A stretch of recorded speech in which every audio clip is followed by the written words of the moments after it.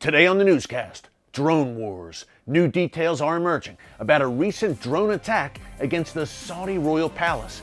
Could these unmanned vehicles be the trigger that sparks a major Middle East war? Get my take coming up.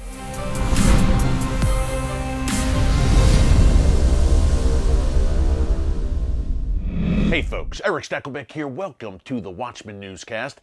A major drone attack was carried out recently against the capital city of a pivotal Middle East nation, and there's a good chance that you probably have not heard about it. But that's why we do what we do right here at the Watchman Newscast, so let's get into it.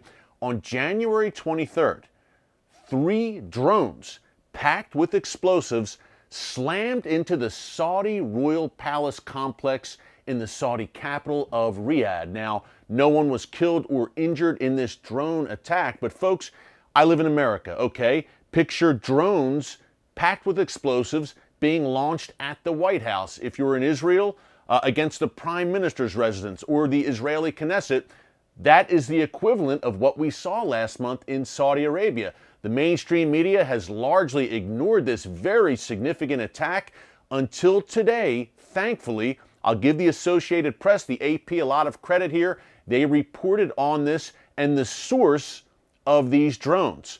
Apparently, an Iraqi Shia militia leader, a top official in one of these Shia militias that we talk so much about here on the newscast as of late, came clean and told the Associated Press that yes, these drones originated from Iraq, from a group called the True Promise Brigades, whatever that means. Now, a quick point here, folks.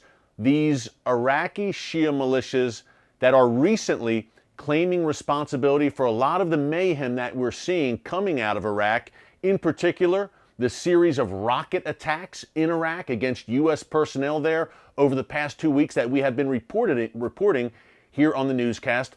These are essentially Iranian front groups, and they're making up these names. The one group that carried out an attack on February 15th against a U.S. base in Erbil called itself the Guardians of Blood. Now we have the True Promise Brigades. These are front groups. These names are fronts.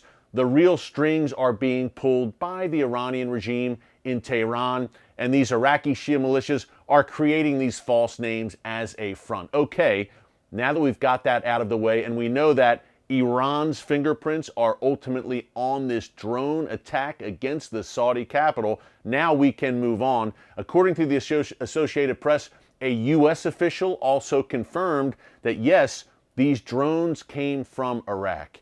To me, folks, this is a major escalation. Again, I'm astounded that this attack, which it's over a month ago now, January 23rd, against the royal palace of the Saudi capital, a pivotal Middle East nation, obviously increasingly close to Israel and the United States and the West, countering the Iran threat, a mortal enemy of the Iranian regime. I'm astounded that this did not receive more coverage. Maybe now that we know for sure, we know definitively the source of these explosive-laden drones, maybe now there will be some more coverage, but there is a track record here, and I mentioned drone wars at the top. There is a very troubling track record of drone and missile attacks against Saudi Arabia, including the Saudi capital of Riyadh.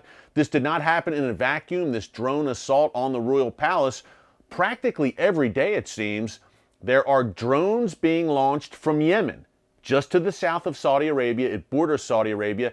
Drones being launched against various targets in Saudi Arabia, including the Jeddah airport, courtesy of those Houthi rebels who are an Iranian proxy. So there is a very troubling track record, as I said, but to me, the January 23rd attack against the royal palace in Riyadh took things to another level. So the Saudis have their eyes on Yemen already, and just the steady flow of attack drones coming out of that country. But now they have to keep an eye on Iraq as well. Yemen, or Iraq, like Yemen, is an Iranian satellite state. So Iran operates freely inside Iraq, and now they are launching drones. Apparently these 3 drones came from somewhere along the Saudi-Iraq border. So now the Saudis have their eyes on 2 different fronts.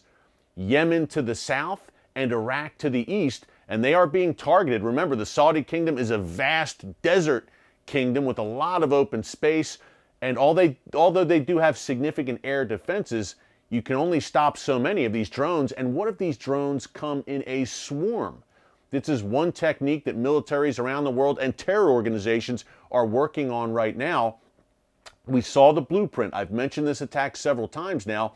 September 2019, against Saudi Arabia, to me, a game-changing attack. It was a hybrid attack launched by the Iranian regime involving attack drones and cruise missiles that struck a major Saudi oil processing facility at Abqaiq in eastern Saudi Arabia. It shut down about 5% of the world's oil supply for at least several hours. That was a taste of what could happen thanks to these hybrid style attacks, which involve these attack drones. This is, folks, the new face of warfare. So what are the capabilities in these drone wars that we are talking about and which are escalating? Well, let's look at Iran, of course. Number one, Iran last month, and we reported it here on the newscast. You can check it out in our archives. They held a major drill, a drone drill, the first of its kind, in which the Iranian regime showed off hundreds of these attack drones. Drones that could be used as suicide drones, like were used on January 23rd against the Saudi royal palace, packed with explosives, flown into a target, and they explode. Also, obviously, surveillance drones were on display in this Iranian drill, and drones which could fire surface or air-to-surface missiles and air-to-air missiles and engage in combat in the air as well, I guess, or some form of combat. These were all on display. The Iranian regime was proudly showing off these domestically made drones, and Iran has one of the most robust drone development programs in the world. And what are they doing with this technology, folks? Surprise, surprise, they are handing it off. We mentioned the Houthis in Yemen, how they're using these drones now on a regular basis to the point where Israel is concerned. Yemen is about 1,000 miles south of Israel, but Israel recently moved an Iron Dome missile defense battery to the southernmost point of the state of Israel to, in specific, guard against potential drone and rocket attacks coming out of Yemen. So the game is being raised, and not in a good way. So Iran is supplying these drones and the technology to Yemen, the Houthis, to clearly these Iraqi Shia militias. By the way, these drones that were used in that January 23rd attack, the parts came from Iran, reportedly, were assembled in Iraq, and then launched from Iraq against Saudi Arabia. Also, these drones are going into the hands of Hamas and Palestinian Islamic Jihad. We reported here in the newscast just last week that Hamas has a pretty significant stash of drones at its disposal as well. And lastly, of course, Iran's most dangerous, most lethal proxy, Hezbollah, has an arsenal, a fleet of drones in its possession as well. As we tell you here often, what happens in the Middle East does not stay in the Middle East. Events unfolding in that region right now will profoundly affect all of us, no matter where we live. But here's the good news. We say it every day, and I will say it to you again to encourage you. God Almighty sits on the throne. He will never leave you or forsake you.